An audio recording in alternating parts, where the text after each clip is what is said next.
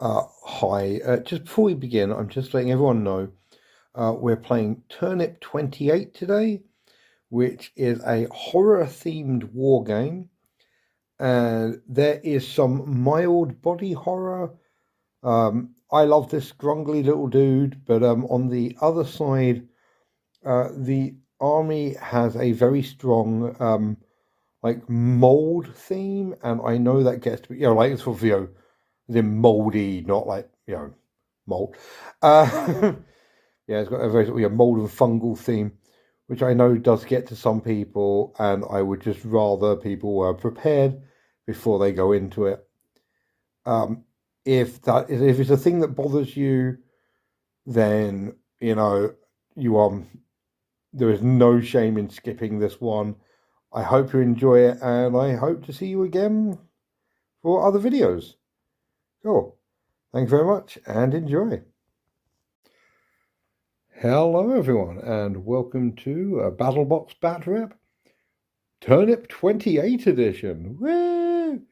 For those of you who have been on my channel for a while may recognize this setup, mainly because statistically, for a long time, if you were a subscriber of this channel, you subscribed because of my Halloween event where I played a game of Turnip28 over Farmer Dentula's Teeth Farm. I got a few rules wrong, and honestly, the Broken Mould Rebellion on this side were always meant to be a different faction, and I built them for version 16 of the game. Then version 17 came out just before I started filming, which it changed the rules enough that it made the army slightly different, and I didn't have the models for it. I do now. So yeah, I'm going to do a rematch on a slightly smaller board. It's 3x3 rather than 3x4. I've slightly reduced all the distances for it, and yeah, we are playing the Long March, where both sides have come to Farmer Dentula's farm. They're trying to eat the food, and if they want to capture basically as many of these by turn 5. So that's basically it's the introductory scenario, not it's called a Long March. And yeah, let's just quickly introduce the teams.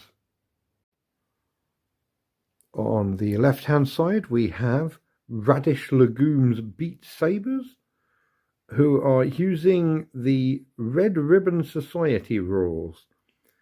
So their gimmick is that over the course of the game, they will slowly take over the terrain and grow vegetables on it, and they can eat those vegetables for buffs. It's a weird and awesome mechanic. Like all of the cults in this game are weird and awesome. The army itself is 2 units of brutes, who are the 6 strong units that have black powder firearms. They're basically, these guys are your standard troops. Got a unit of 6 there, and a unit of 6 in front here. And the 2 units of 12 are fodder, also with black powder firearms. So they are they're fodder. They are the crap units.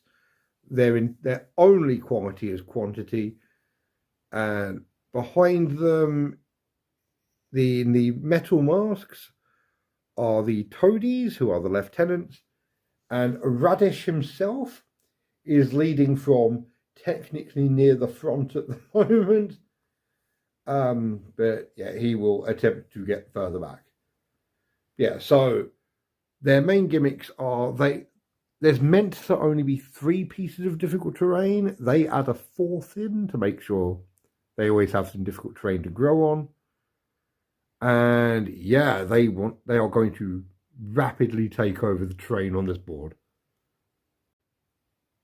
On the left-hand side, we have the Broken Mould Rebellion, who are using the Uprising of the Louse rules.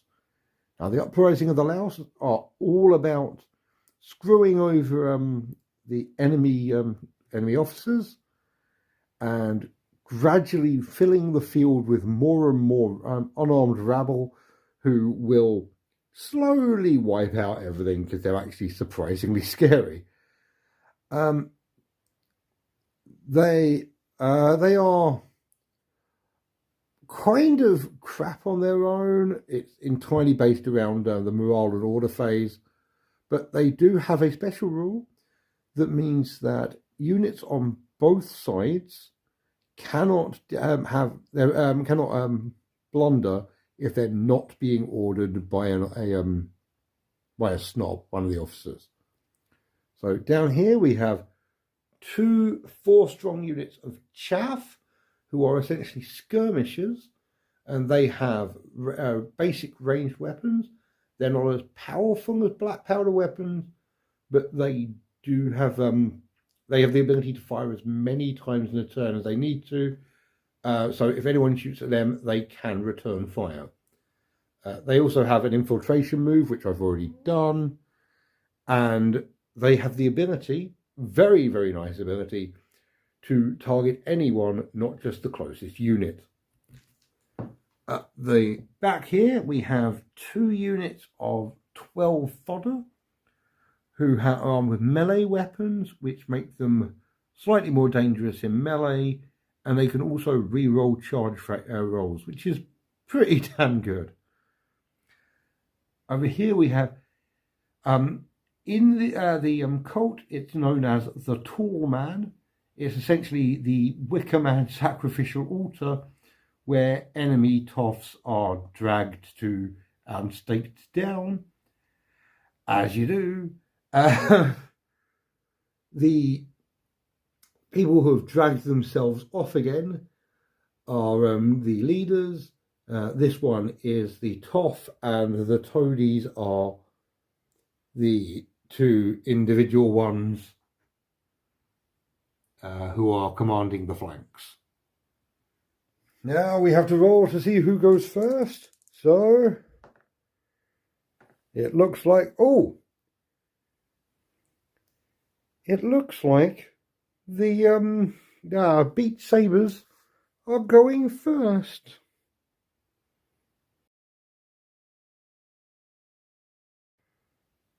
So Turnip28 operates under an alternating actions sequence. That's the term. So you order one snob. Yeah, one snob. Will order a unit, then one snob on the other side will order a unit. So we are going to start with this snob down here. Your options are volley fire, if you want to be slightly more accurate. There is move and shoot, which is your standard moving and shooting. You can march or you can charge. Now, these guys are not close enough to charge. I think they might be able to volley fire, but I kind of want to move them up to try and get onto this. So I'm going to attempt a move and shoot. Now, before you do anything, you blunder if you roll a 1 on a d6. Against the uprising of the Louse, this gradually gets worse. You do not want to blunder. So, starting roll 5. They are fine. That means they get to move and shoot. So, the way this works now is there is a shooting engagement. Both sides shoot at each other, and it is simultaneous, but I'm going to start with the brutes. The brutes normally need 5s to hit, because nothing in this game could hit the broadside of that barn over there. But the chaff have the skirmisher special rule, so it's -2 to hits. -2s to hit. This is not the end for our brutes. If you need more than 6s to hit, because this happens a lot, You need 6s followed by 4s to hit. So, nothing. Cool. The the chaff are going to fire back. They need 5s to hit. They are technically snipers. However, the brutes get a vulnerability save. Their vulnerability is 5, but because they're using crap ranged weapons, not black powder weapons, this increases to 4. So, oh, they all save. So, neither side takes any wounds on this. So I'm actually going to have to check to see who loses. It may count as a draw, so neither side gets panicked. Wouldn't that be lovely? Neither side has to retreat, but the brutes have in fact used their black powder. They've used their black powder weapons. They can't shoot back now. They are vulnerable. A fact this side, these guys are going to exploit. They are going to do a volley fire action to stand there and shoot, unless they roll a 1. They do not. So, they get to cause some damage. So, with stand and shoot, you lower your inaccuracy by 1, so they need 4s to hit, which is nice. That is 2 hits. Unfortunately, they're still ranged weapons, so they lower the vulnerability of the brutes to 3 or more, so they get essentially 3 up saves. The brutes lose a dude, first casualty of the game, which means they are about to panic and be driven back. So, retreating is automatic in this game. They take 1 panic for basically being hit by a shooting attack. Actually, they've been hit twice. They get 2. They haven't taken any casualties, but they have been hit twice. So, they now run D6 plus 2 inches for each panic on them. So D6 plus 4 inches directly away. They're moving 10 inches back, and these 2 are going through difficult terrain. So on a 1, they are instantly killed as they drown themselves in blood. No, they're fine. Yeah, they run 10 inches directly away. Excellent. Oh, I do tell a lie. I absolutely tell a lie. Brutes are fearless, so on a 3+, they ignore this. They do not. Okay, they're running 10 inches straight back. And then it's on to Raddish's turn.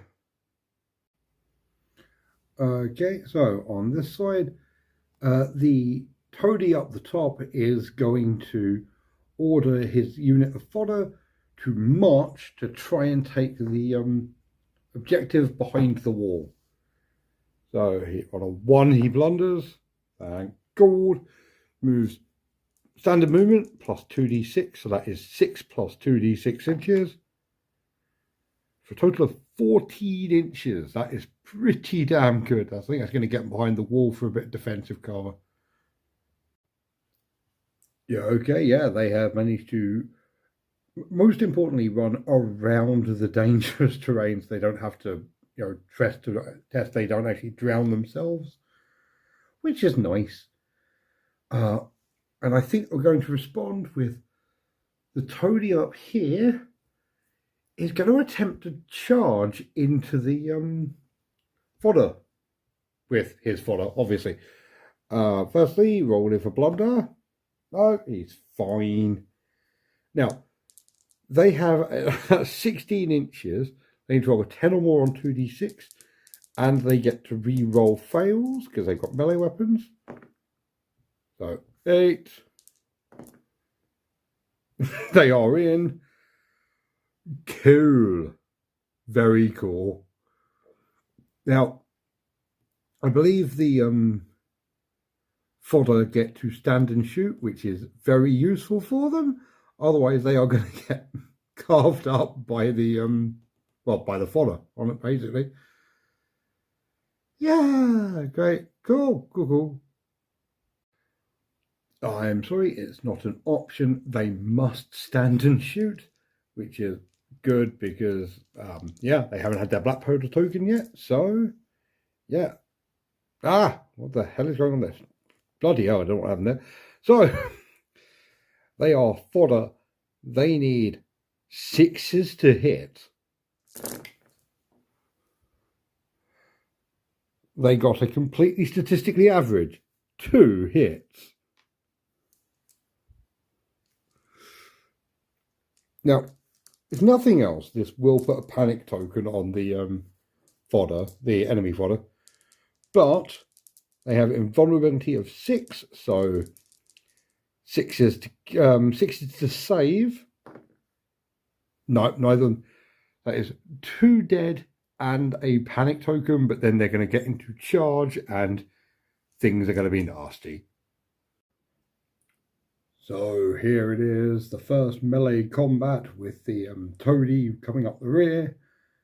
So this works slightly different from shooting in as much as the charger strikes first, then the survivors retaliate. As the fodder armed with melee weapons, we are looking at 5s to hit. Oh, that's dreadful. And they're also fodder, so 6 up in 6 up vulnerabilities. Oh, okay, so 2 fodder die, and then that is the Beat Sabers now have 10 attacks back, hitting on 6s because they're armed with black powder weapons. Oh.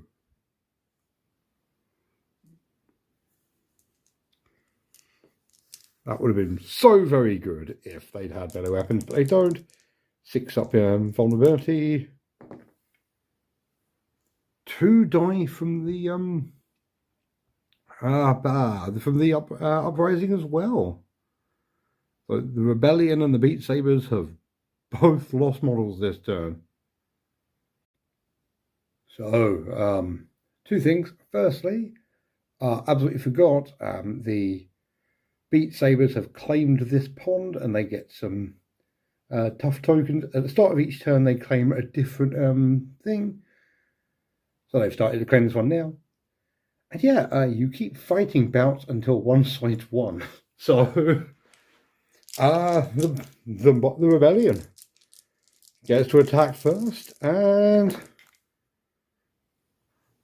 wow, only 2 hits. No saves though, so that is 2 more dead. Giving them 8 attacks back. For 2 hits. Christ.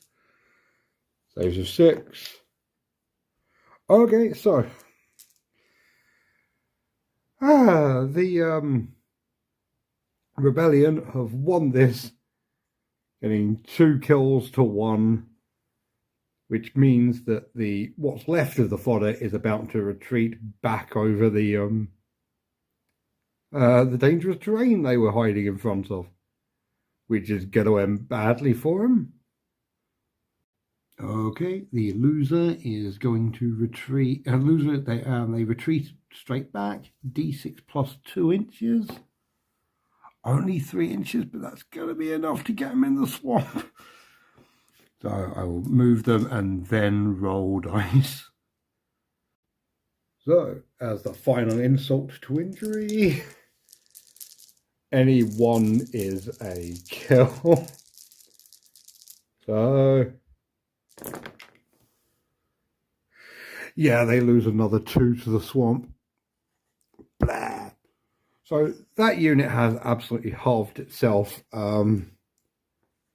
Good Lord. So yeah, welcome to Turnip28 if you've never seen this game before. It's incredibly deadly.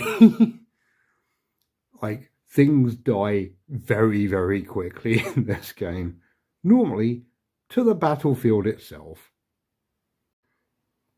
Okay, it is time for Raddish to move his troops in. And he is going to order the brutes to move and shoot so they can get a line of sight around the rest of the fodder. So he does not blunder, so they can move up and start shooting dudes. Okay, it has they have 6 shots into the remaining fodder. Need 5s to hit. I'm not giving them cover. They're being shot down the length, but not the. So yeah, brutes need 5s to hit. That is 2. They need 6s to save. 1 saves. That is another one dead, but that is all that is needed. Going to up their panic to 3, which means they are going to run 7 inches away from the brutes. Now, I cannot find how they work with the table edge, so I'm just going to say it hits the edge and they're going to start running along it. It's basically impassable terrain, so meh. In revenge, the Toff of the Broken Mould Rebellion is going to get their chaff to move up and take a shot at the brutes that have already fired. They are fine. They're going to move up and get some shooting in. Okay, yeah, they are in cover. They're going to shoot into the brutes. They need 5s to hit. The brutes can't shoot back anyway, so yeah. They don't get a single solitary hit. Okay, you know what?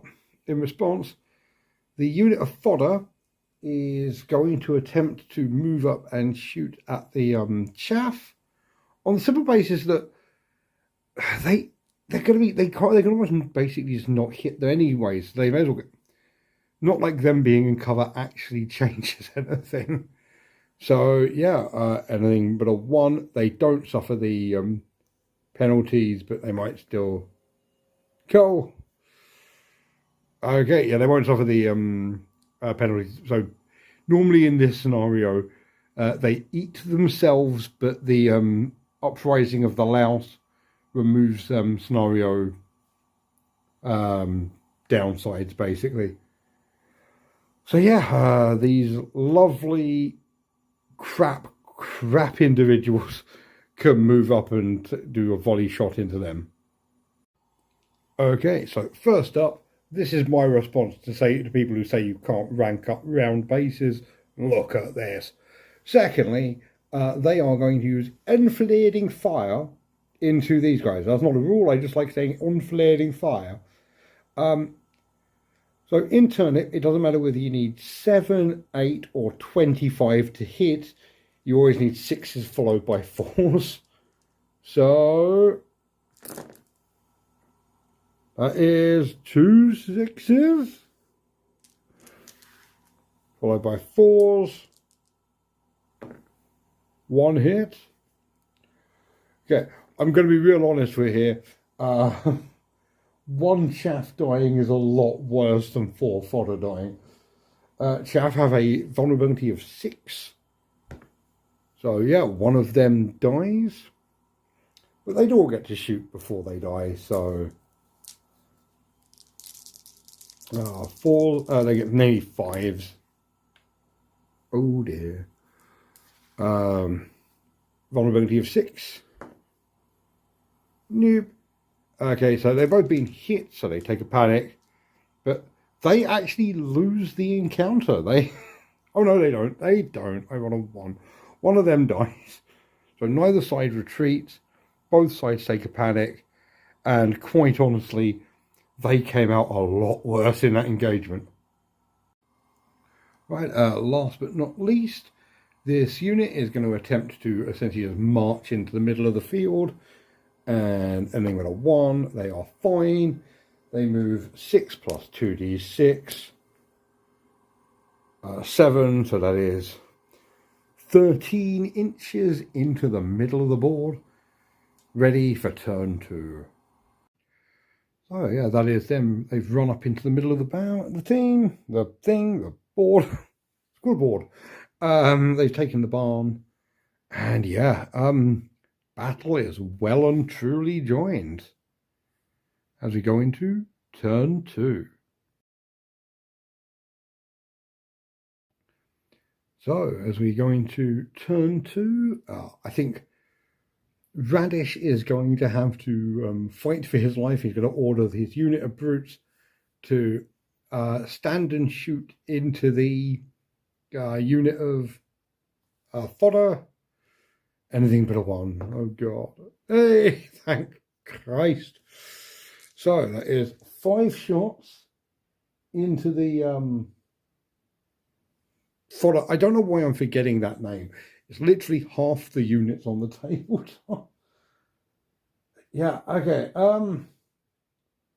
They are in defensible terrain, which means it is +1 to their accuracy and -1 for aiming, so they still need 5s. 2 hits. All you need. God, that's what's that dice doing there? Boo. 2 hits. They are in vulnerability 6, so 6 up saves. 1 dice, but again, that's all you need. That means we have the Beat Sabers. I, of course, am a completely neutral arbiter, but the Beat Sabers got the crap kicked out of them because I missed a rule last time, so I kind of feel bad. The fodder flee, and they flee 7 inches directly back. So yeah, that is the melee unit off the center, and I think the Rebellion Toff is going to order the 3 chaff to fire into the fodder. Yeah, that's what I can do. Basically, just like stop them shooting on their own terms. So, firstly, can I do it without blundering? Yes, I can. They are standing still, so they need 4s to hit. Still only 1 hit. Oh, God. That is 6s to save. There's 1 dead dude, but that does mean that there are still... Actually, do you know what? I'm going to take off that one because actually I've just realised there is a rule in this game that all units, including characters, have to be kept an inch apart. So technically, there you go. But yeah, yeah. So that is 2, 4. That's 10 shots back, which is actually pretty good for yeah, in general, just in general, for this game, just in general. So they need 8s to hit again, so that is 6s followed by 4s. Oh my God, the fodder in this game is amazing. It's doing so well.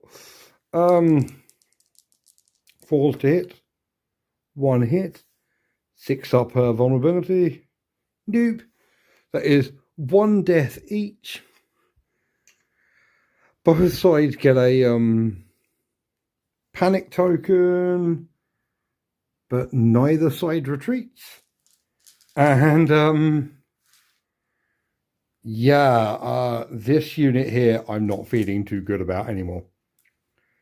So we're going to the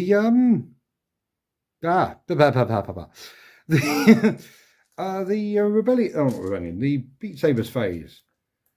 And this unit over there, I think I'm going to check to see if you need to move in dangerous terrain. Because if you don't, I think they're going to stand and shoot. But we will see before we do that. Yeah, A unit does not need to make a test, just for existing only when it moves. So it is, and this unit is going to stand and take a shot at the fodder over there, and you try and make them run away even further. It's not the best plan in the world, but it's a plan I've got. Also, let's see. You know what? You may have noticed, by the way, I really should suggest it, actually say it out loud, but I keep forgetting to. They've claimed another one, and it doubles every single turn. So I am going to take one of these. You can spend them for 1 point. You can get +2 attacks. For 2 of them, you get +1 to hit. And for 6 of them, you can order an entire unit again. I'm going to just do the, and they double every turn. So if I leave 3, it will get up to 6 next turn, which could be real useful. But yeah, I'm going to use 1 to give me 8 attacks, needing 5s to hit.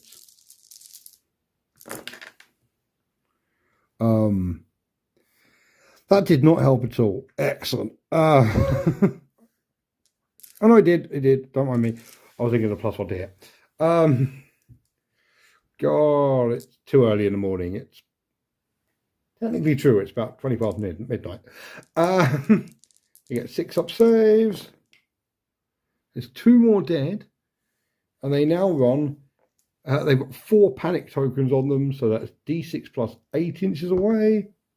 For another 10 inches straight back. Which, yeah, has helped immensely. But, well, helped the Beat Sabers, not the Rebellion. So, yeah, they are almost back into the corner. Which means, yeah, they have done very well. Well done them. This lot, on the other hand, are going to be the next ones to order for the Rebellion. They're going to try and move and shoot action. And they're going to try and kill this dude before he activates. So, yep, they succeed. They're going to move, because they are just outside of the 18-inch range. They're going to move up and take some shots. So, yeah, they have moved up. They're going to take a shot. Need 5s to hit.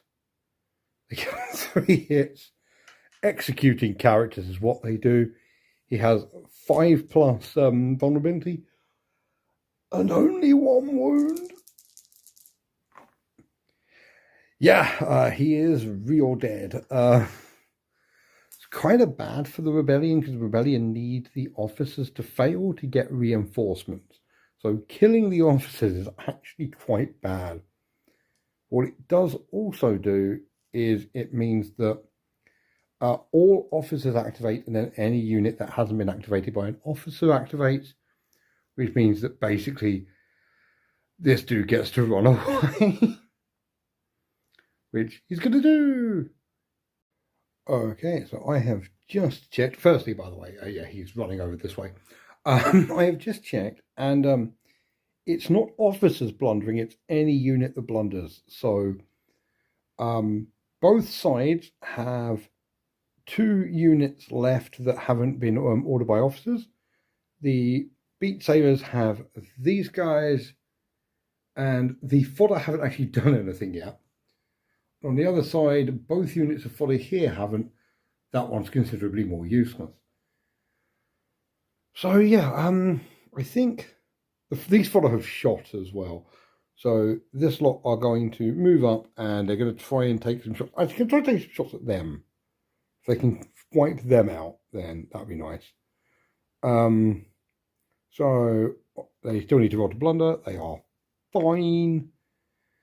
Yeah, they're going to move up and take some shots.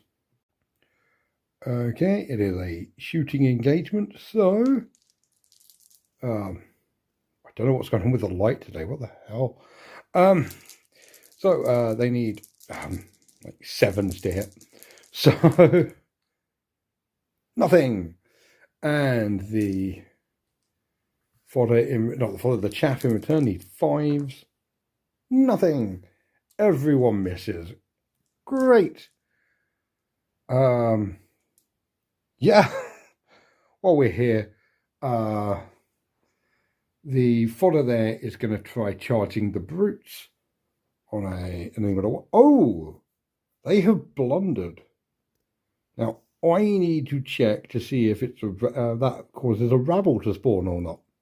Don't think it does. I think it's only enemy blunders. Okay, so they move.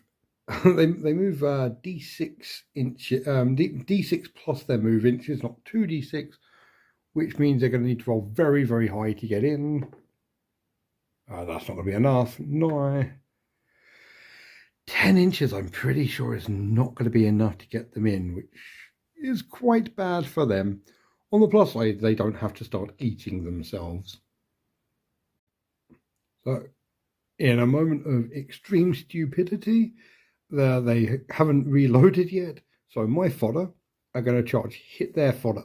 Well, the Beat Saber fodder is going to charge the Rebellion fodder. So, they're outnumbered, they're outmatched, but they have one panic token, so there is a chance they might manage to kill them. So, first up is a thingy check. You know the word. Botch check. So, they're fine. So, what I'm going to do is I'm going to do the panic test first, because you can theoretically run down and wipe out a unit in this. So, on a 1 they run, but they're fine. Oh, this may be a bad idea. I got a charge of 9 inches. I think they're in. Okay, this charge is going to either make or break the game, and to that point, I am going to spend 2 of these to give them a bonus inaccuracy, so they're hitting on 5s, not 4s. 5s, not 6s. That is... Oh, that paid off. That is... Oh, that still hits. 4 hits. They have saves of 6. Okay, so that is 3 die. There's weirdly no defense for that. For being in a building when you're being charged. That is 4, 5, 6. I'm at 8 attacks back. So that is... Get the dice out of the way. They also need 5s to hit. They just get less attacks. Ooh! Ooh! That is 4 hits. 6 up saves. The Beat Sabers need to make 2, or they... Oh, 1 fails the combat, 2 to win the combat. Whatever, I know what I mean. They don't make a single one. They lose 4 dudes.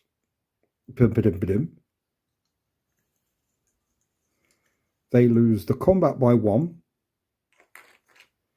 Which means that both sides, their panic goes up by 1. So there's 3 and 2 respectively. And these guys immediately flee. D6 plus 6 inches. 12 inches. Can we... Do you know what? It's directly over that as well.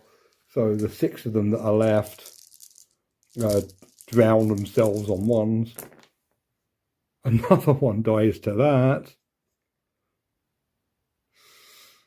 Oh dear, it's a bad time to be a fodder. Okay, they clipped these guys as well, which is another dangerous terrain test. So that is 5. There are only 5 left in the unit. No one else dies from that, at least. But still, that is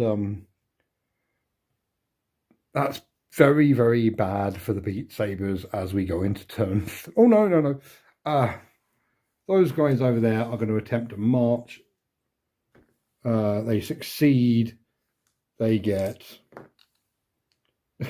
10 inches, they are going to run in and I assume not do much, but then again, there's not many people left on the field, if we're being entirely honest. I mean, yeah, people have died very quickly in this game. Now, on to turn 3.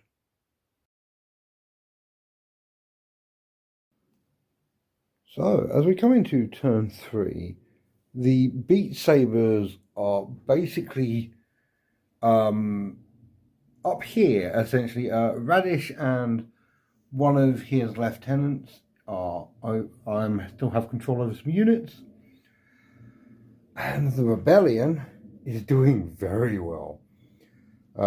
They still have their Toff, both toadies, and they have access to some units.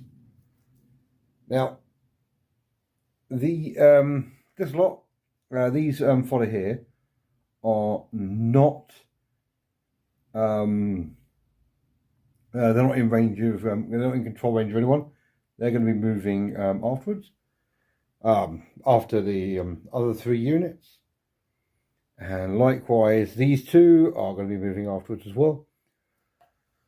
So I think the best option is actually to activate this toady, and yeah, they're going to do a stand and shoot order into these fodder here.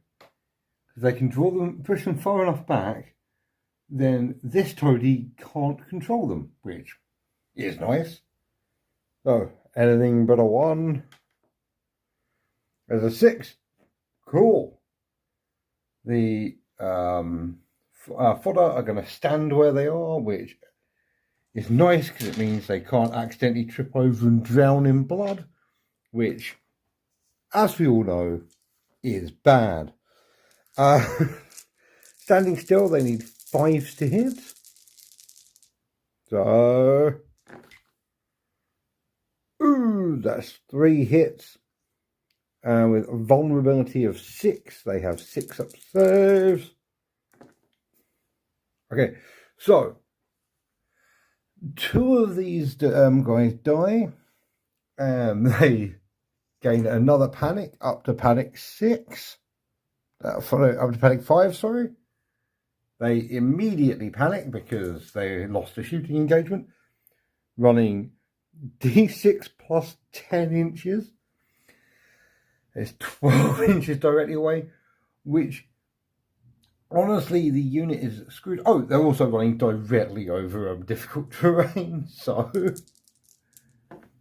another one dies. Yeah, there is 1 model left in that unit. It is nowhere near anything, and basically it is out of the game from now on. These lads have done incredibly well in this game. They haven't actually got any objectives, which is the main issue. So I have just come up with an incredibly sneaky plan. The Toff for the rebellion is going to order these 2 chaff to fire into these 6 brutes. If they do that, then those brutes have to return fire. They lose their black powder token, and they can't shoot into the fodder that are about to attack them. So yeah, go them. They don't blunder. They need 4s to hit. They get a hit. Brutes have a 5 up vulnerability. Brutes lose 1 dude. And the brutes can shoot 6 back. Needing a gajillion to hit. I genuinely don't even know. I think it's 5, 6, 7, 8 8s to hit. Basically, it ain't gonna happen. They need 6s then 4s. Jesus. 1 hit. They have a vulnerability of 6. There's another 1 dead. Oh my god. So yeah, neither side wins this one, but that doesn't matter. The brutes have their black powder token, which means they are considerably more screwed than they were before. It was at that point I remembered brutes are weirdly not shit in melee combat. They have 2 attacks each, so they essentially count as 10 models. So Raddish is going to order his brutes to fix bayonets and charge the fodder. And intoning the battle cry of please God anything but a 1. It's fine.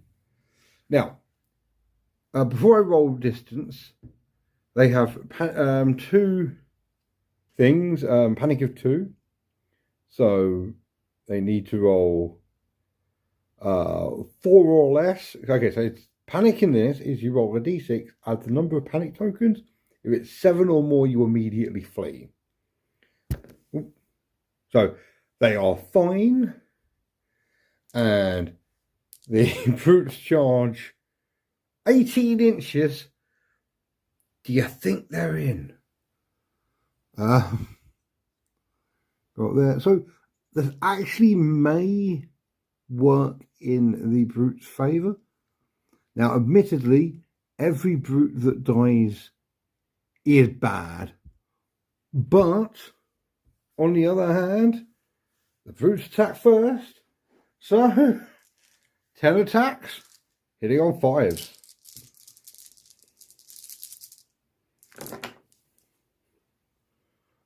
Oh, that's awful. Okay, I think the brutes are going to get carved up. Okay, saving on 6s. No, okay, so 1 died. I'll take that one. In return, that is 2, 4, 6, 7. Come on, numbers are hard. They also hit on 5s. Oh, just the 1, just the 1. And brute save on 6s.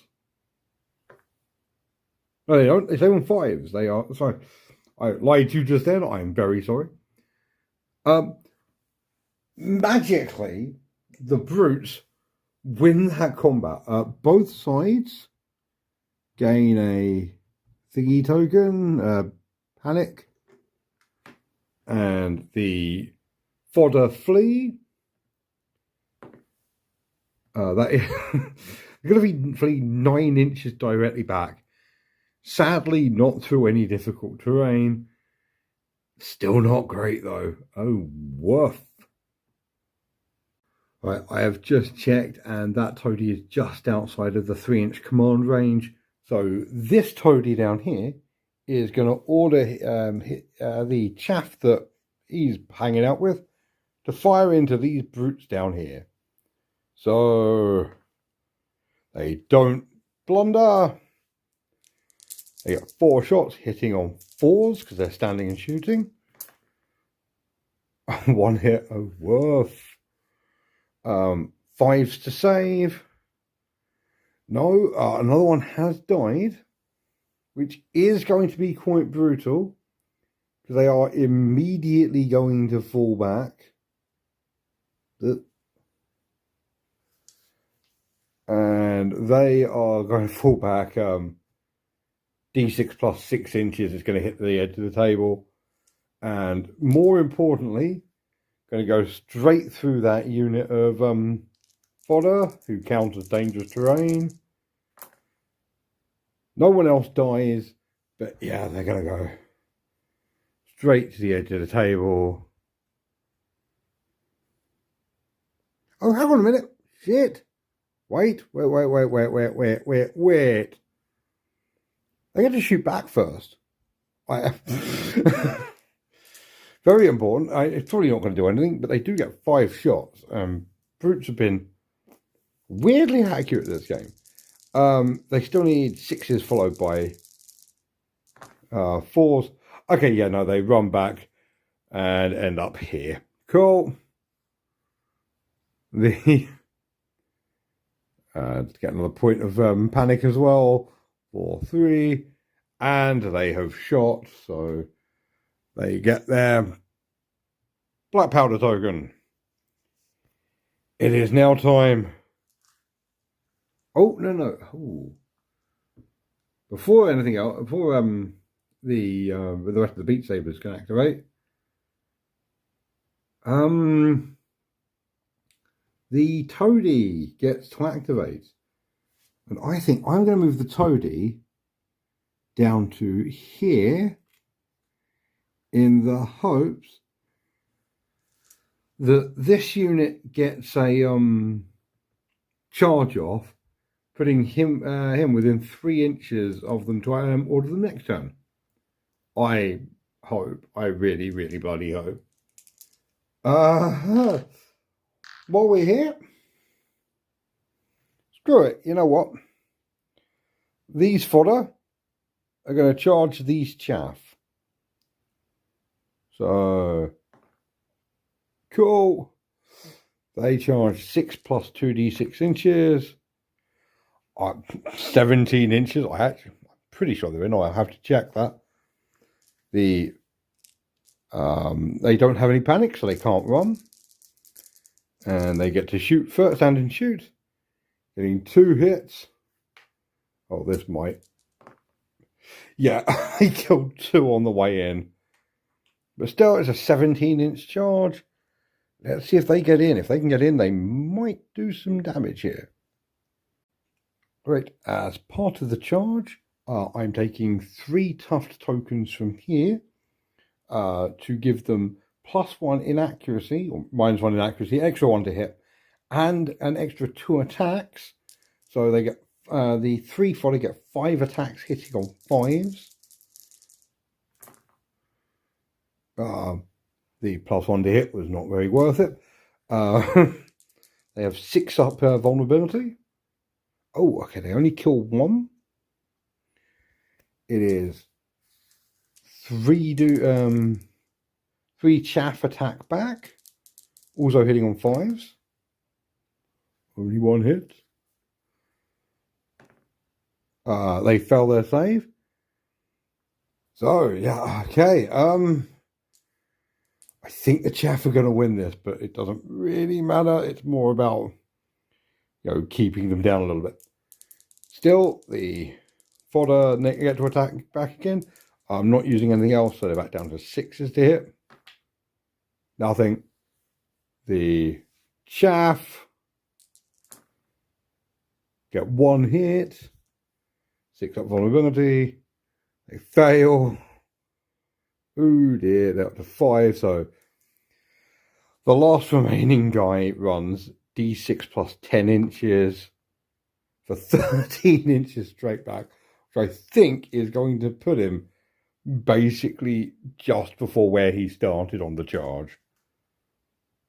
Even better, he ran straight into their difficult terrain, which means nice flats, 1 to kill him.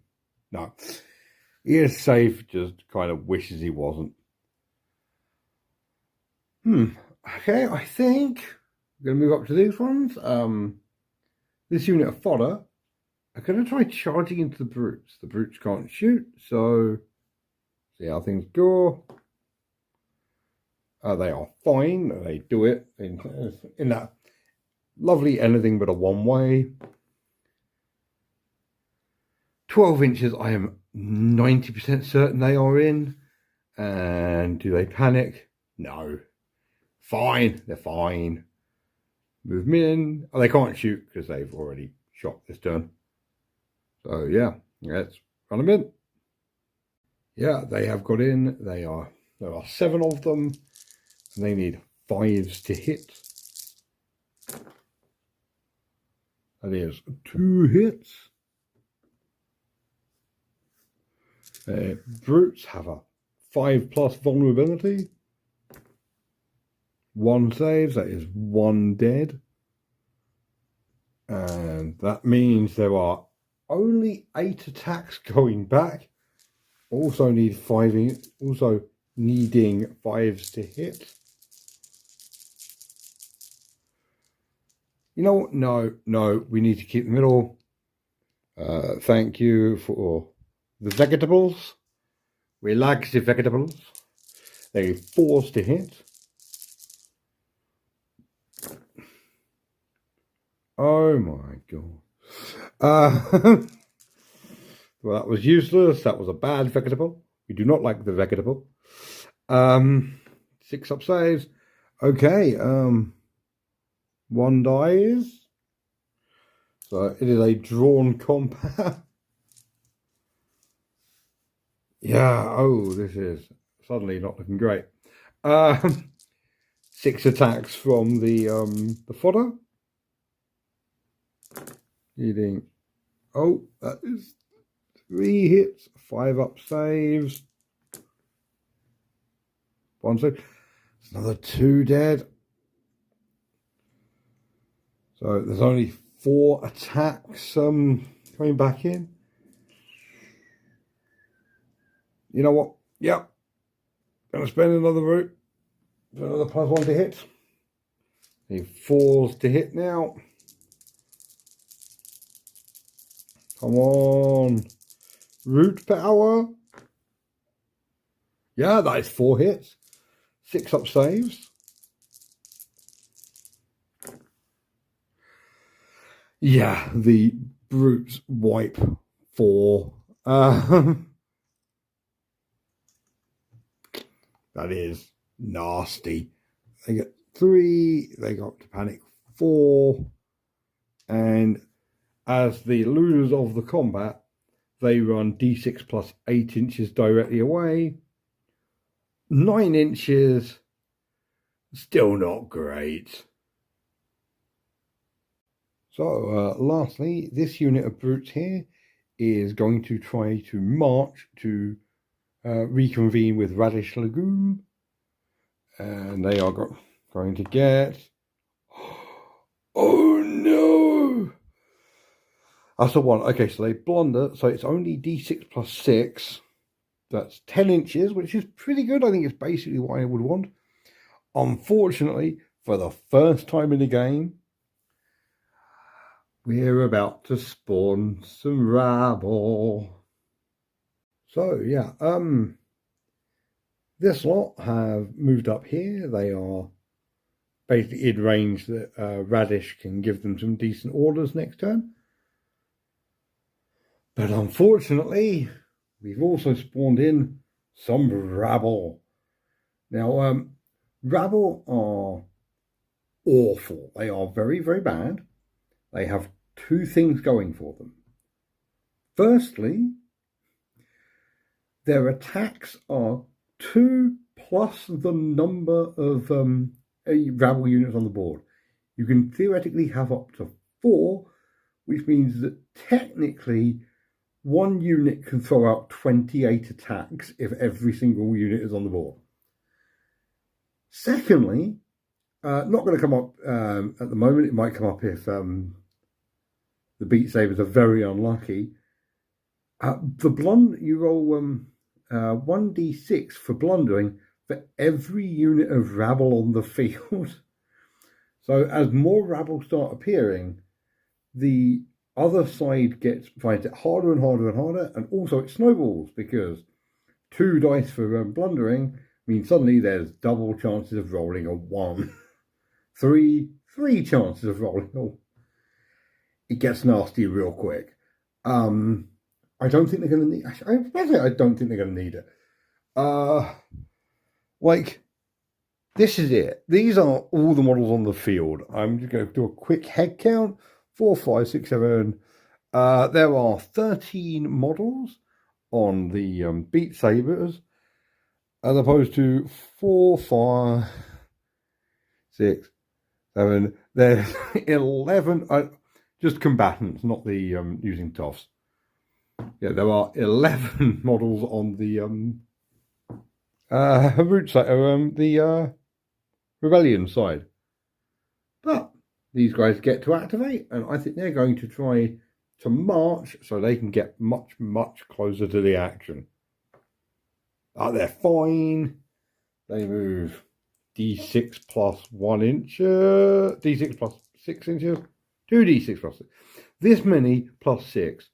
That is 15 inches in. Yeah, they have gone up here. This is not pleasant. Another unit is on the field as we go into the final turn. And just as we go into the final turn, I'd just like to point out that the rebellion has 4 objectives, because you hold objectives until someone takes them from you. And the Beat Sabers have 1. So the Beat Sabers have the numbers, but they are going to need to do a push in the final turn. Otherwise, it will all be for nothing. That said, it is now time for that final turn.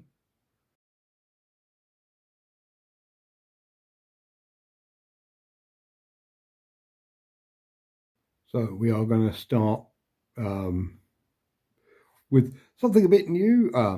This lot are going to move and shoot. The toady has to roll anything but a 1.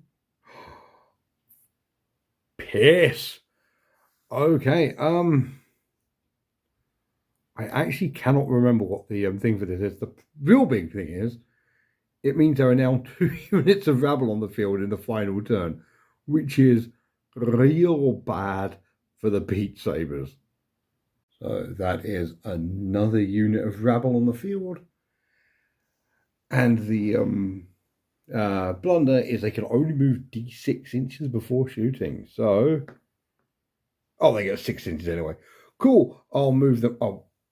Before I move them up, they're moving through difficult terrain. Any ones is a kill. Only 1 slips and drowns in their own cabbage farm. Cool. Right. They are shooting into the rabble. And it's the last turn, so I've taken 2 from the new patch and 1 from this patch for 3 to give me an extra 2 shots and plus 1 in accuracy, minus 1 in accuracy. They're hitting on 5s now. The numbering system really gets me in this. But yeah, 7 shots hitting on 5s. That is 2 hits. That's all they need. Now, rabble, I told you they were crap, have a vulnerability of 7, so they need to roll 6s followed by 4s to save. They do not. 2 die. They are panicked and run immediately away. They're going to run d6 plus 2. 7 inches, which I think is going to take them directly over them for a dangerous terrain test. That'll be fun. Right. For what it's worth, only 1 needs to be left alive for the truly terrifying stacking buffs they get. So anything but double 1. 1 more dies, but again, they only need the 1. As we go into the rebellion's turn, and I think I'm honestly not sure what the rebellion are going to do. Especially as them. The only 2 things that can control things are this dude down there and this dude up here. But I'm not sure what. I will have a think and get back to you. You know what? These 3 are going to attempt to fire into these 2. Just to remove the black powder token before something charges them. So that is anything with a 1 to do it. Yes, they hit on 4s. Okay, they save on 5s. No, 1 of them dies, but before they do, they get 2 shots back, which they are, again, I'm going to use the 3 again to give them the 1 from here, 1 from here, and one of the ones from up there, to give them 4 shots hitting on 4s. No, they're not. Gets them down to hitting on 6s. Still not brilliant, but it's better than 6s and then 4s. Unless that happens. So they was he's going to run d6 plus 8 inches for 12 inches straight back. Going to hit the dangerous terrains on a 1. He drowns himself. No, he's fine. Oh, he's fearless on a 3 or more. He doesn't. No, he runs. Cool. He's going to go piss off all the way over there, I guess. Great. Good fun. Good fun. Right. Raddish is going to attempt to make his remaining squad of brutes, let's be real here, do a march order. He now needs to roll 2 dice. If either of these are 1s, it's a blunder, and each one spawns more rabble. So blunders, they gain another point of panic, and they only run d6 plus 6 inches. That's 12 inches. Cool, that should be enough. Yeah, they are kind of screwed now, and that's going to be the 3rd unit of rabble on the field, making actually doing anything much, much harder. Great. So I'm going to be cheeky. I'm going to get the Toff to order the Chaff to shoot at the brutes in there.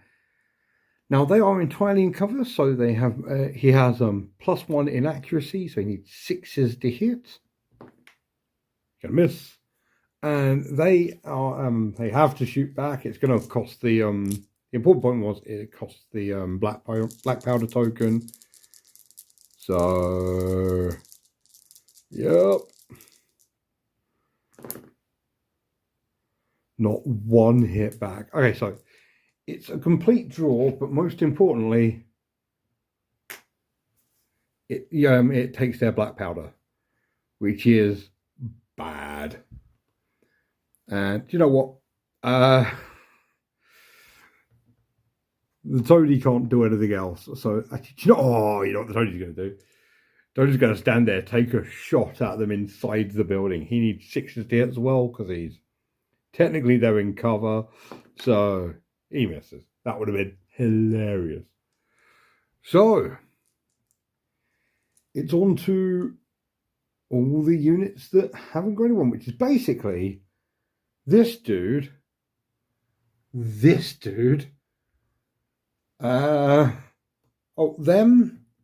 Oh God, I forgot about the one dude up there. He's not going to do shit. I'm going to start by charging in. No, I'm not.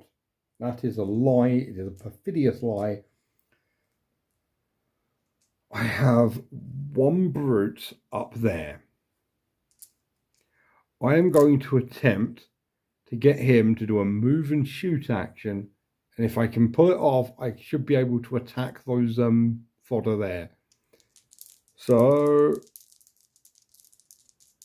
he needs 3 dice because of the amount of rabble on the field now. Oh, he does it because he is a beast. Yeah, he's going to move up and try to take a shot at this lot. Okay, he has moved up. He is within 18 inches. And I have used the last 3 veg on the board to give him 2 extra shots, and he now needs 4s to hit. Oh, this would be amazing. Come on. 1 hit. They have a 6-up save. They fail the save, so one of them is dead. Their panic goes up to 5.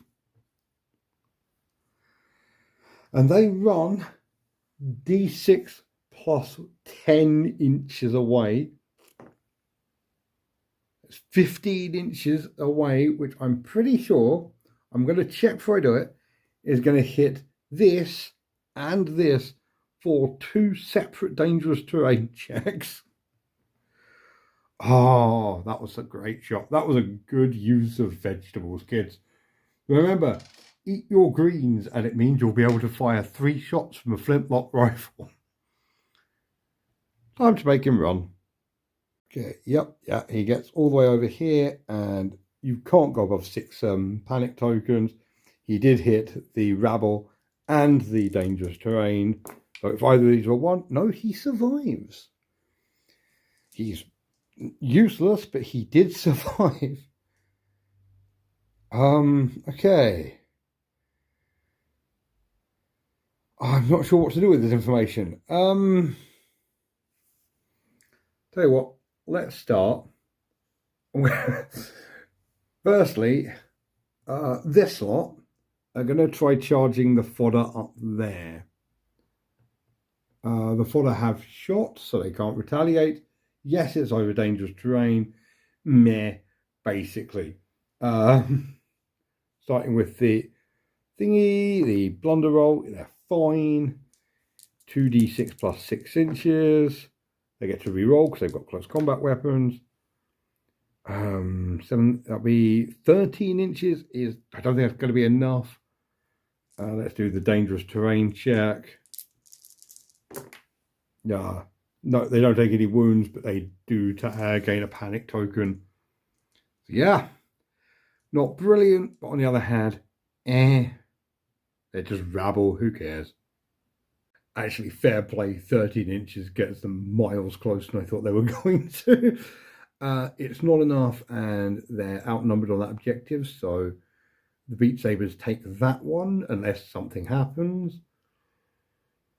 I see. They have got the only thing the Beat Sabers, the only person the Beat Sabers have left is this single fodder standing in a blood pool over here, who I think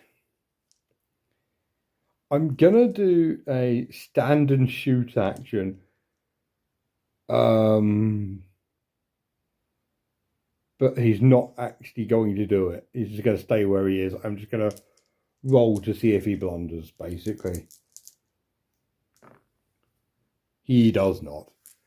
Okay, so that is the last thing that the Beat Sabers have. Now it's all the rebellion. So I'm going to start with the group with 4 are going to charge the brutes in the middle. They get the thing. That is nowhere near in range, so only 9 inches towards. That is not enough. Yeah, okay, cool. Next up, the solo one. He's going to also make a run for it. Yeah, and he is definitely in. That is, yeah. I'm going to put him up on the wall. Assume he is in range. They have to make a panic check. Okay, 2. They are running unless he can roll 3 or more for the fearless. Yeah, they're fine. They don't care. So there were 3 units of rabble on the field, which this is why they would have been so scary. Because there's 3 units, they get 2 base plus 1 for each rabble unit, including themselves. So one model has 5 attacks. So that is, they need 7s to hit those. So 6s followed by 4s. 2 hits. The brutes have a 5-up vulnerability. Neither save. That is 2 dead. The brutes get 4 attacks back, hitting on 5s. That is 2 hits. He's got 7+ vulnerability, so he's 6s followed by 4s. He's dead. The brutes win, but that does put them up to panic 6 now.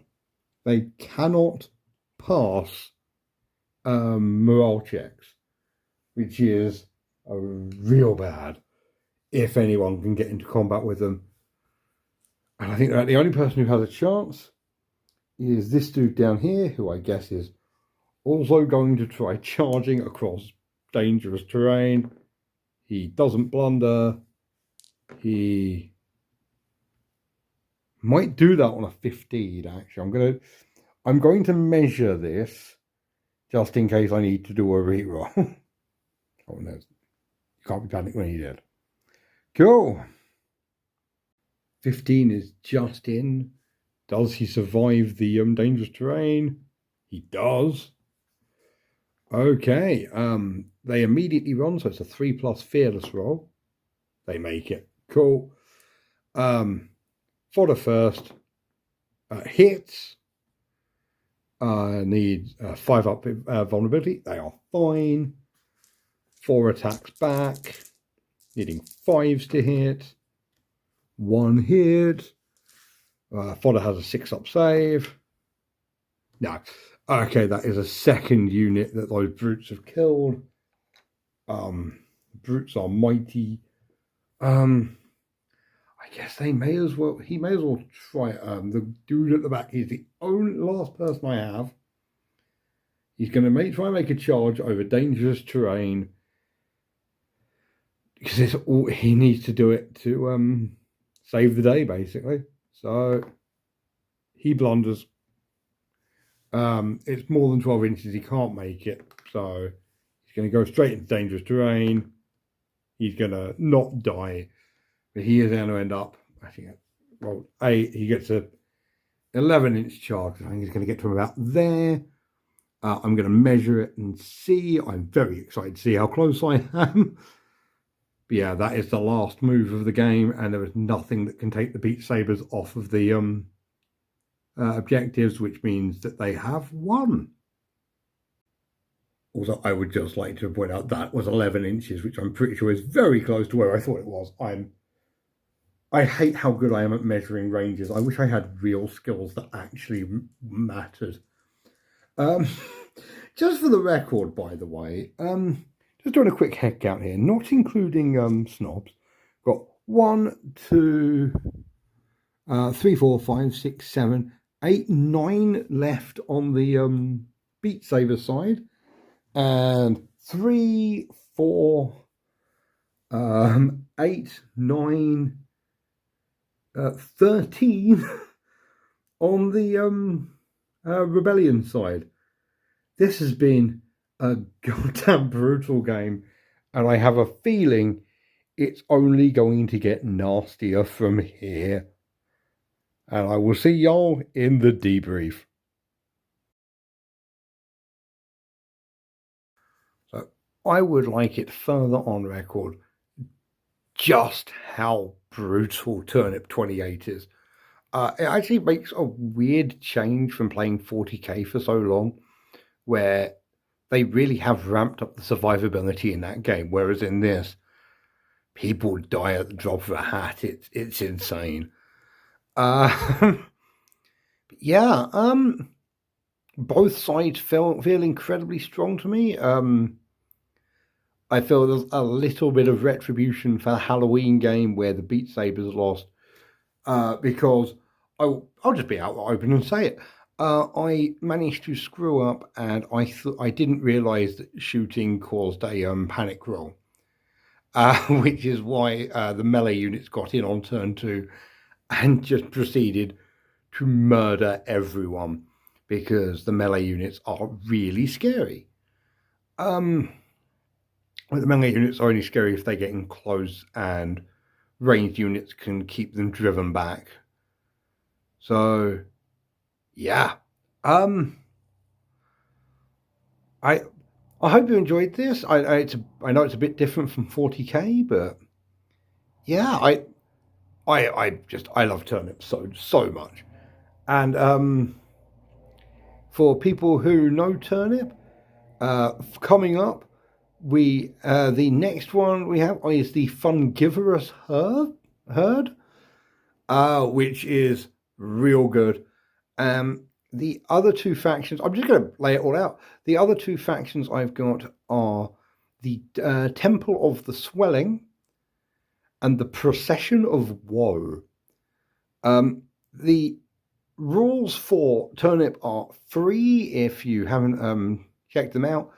I will try and remember to put the links down here. Also to the Patreon, because it's all free. It's miniature agnostic, so support the support your local indie creators. Yeah. Oh, it's great. It's so good. I'm I'm very happy with how this turned out. Oh yes, yeah. I enjoyed this. This took way longer than the 40k one to film, but that's only because I had to check every single rule multiple times. There's it flows a lot better than 40k, mainly because it's I actually don't mind IGO systems like 40k, but alternating activations, and especially the system that Turnip has with the officer's order and then anyone else goes. Yeah, I like it. I think it's great. And yeah, I have gushed for a decent amount of time. So yeah, if you liked, if you want to see more, subscribe. There are so many videos. There's the 5 parsecs from home campaign I'm doing, which has also been a ton of fun. And yeah, I